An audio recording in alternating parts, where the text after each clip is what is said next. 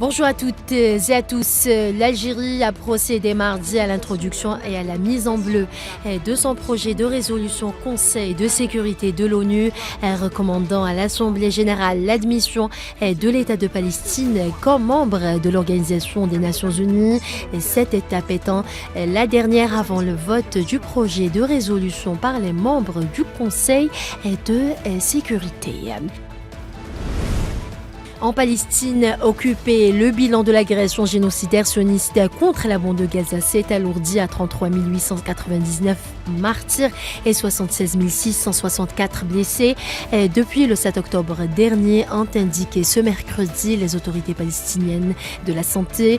Selon la même source, l'armée d'occupation sioniste a commis 6 massacres au cours des dernières 24 heures dans la bande de Gaza, faisant 56 martyrs et 89 blessés. Le ministre algérien des Affaires étrangères, Ahmed Attaf, a eu mardi au siège de la mission de l'Algérie auprès des Nations Unies des entretiens bilatéraux avec l'envoyé personnel du secrétaire général au Sahara occidental, Staffan de Mistura.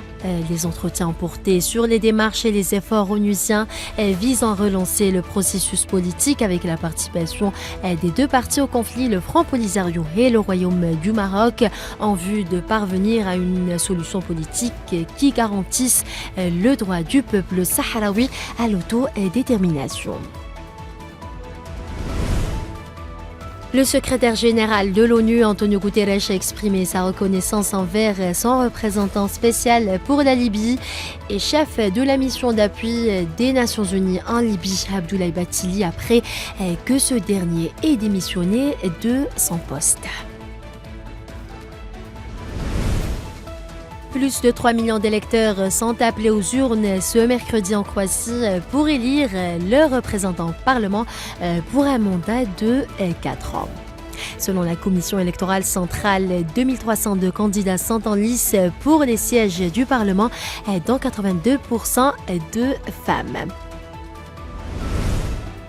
Et puis au Nigeria, au moins 30 terroristes ont été éliminés lors d'un récent raid aérien de l'armée nigériane sur les rives du lac Tchad, a annoncé l'armée de l'air. Voilà, c'est la fin de ce bulletin d'information. Merci à vous tous de l'avoir suivi et à demain.